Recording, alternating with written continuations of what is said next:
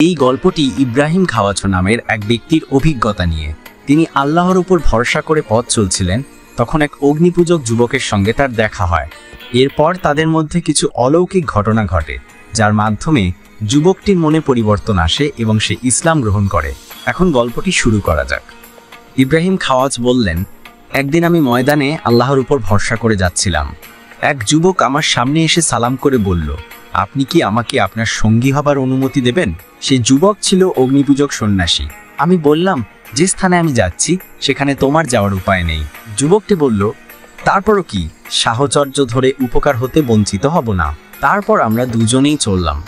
এক সপ্তাহ পর অষ্টম দিবসে সে যুবক বলল, হে জাহেদ, আমার ভীষণ ক্ষুধা পেয়েছে, একটু সাহায্য করুন এবং আল্লাহ তাআলার কাছে কিছু খাদ্য প্রার্থনা করুন। আমি তখন আল্লাহ পাকের দরবারে মোনাজাত করে বললাম, হে রাব্বুল আলামিন, তোমার জাতের কসম, আমাকে অগ্নিপূজকের কাছে লজ্জিত করো না।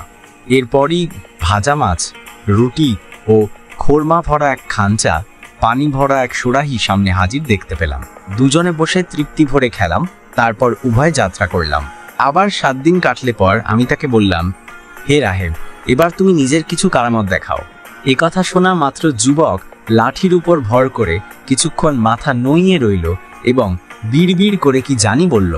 তখন ভাজা মাছ, রুটি ও খোরমা ফলে ভরা 2টি খাঞ্চা এবং 2 সোরাহি পানি হাজির হলো। আমি এটা দেখে হতবাক হলাম। সন্ন্যাসী বলল, আসুন, আহার করুন, আমি আপনাকে 2টি খোশ খবর দিচ্ছি। একটি হবে, আমাকে কলেমা পড়িয়ে মুসলমান করুন। এই বলে সঙ্গে সঙ্গে সে নিজের পৈতা ছিঁড়ে ফেলল।